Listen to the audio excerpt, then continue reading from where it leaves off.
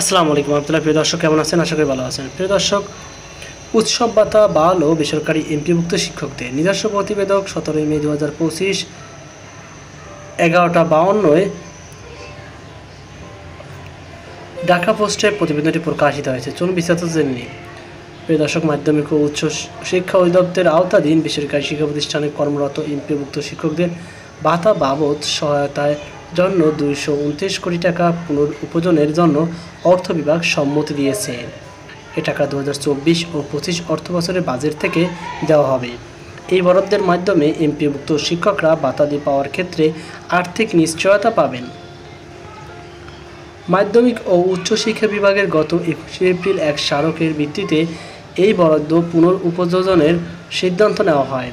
অর্থ বিভাগের সিনিয়র সহকারী সচিব শাহরিয়ার জামিলের সই করা এই নির্দেশনায় বলা হয়, অর্থ ব্যয়ের ক্ষেত্রে সরকারের পরিচালিত আর্থিক বিধিবিধান যথাযথভাবে অনুসরণ করতে হবে।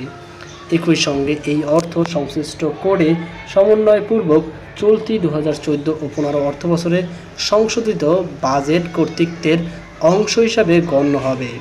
যে কোডগুলো থেকে পুনরুপযোজনের করা হয়েছে, সে কোডগুলো পরবর্তীতে অতিরিক্ত বরাদ্দ দাবি করা যাবে না। নির্দেশনায় আরও বলা হয়েছে, প্রশাসনিক বিভাগ কর্তৃক জারিকৃত সরকারি আদেশের 2টি কপি প্রয়োজনীয় কার্যক্রমের জন্য অর্থ বিভাগে পাঠানো হবে। এই সংক্রান্ত সরকারি আদেশের কপি অর্থ বিভাগে পাঠানোর নির্দেশ দেওয়া হয়েছে। অনুলিপি পাঠানো হয়েছে মাধ্যমিক ও উচ্চশিক্ষা অধিদপ্তরের মহাপরিচালকের কার্যালয়। তো প্রিয় দর্শক, এই ছিল আমাদের সর্বশেষ আপডেট। সকল আজকে পর্যন্ত আল্লাহ হাফেজ।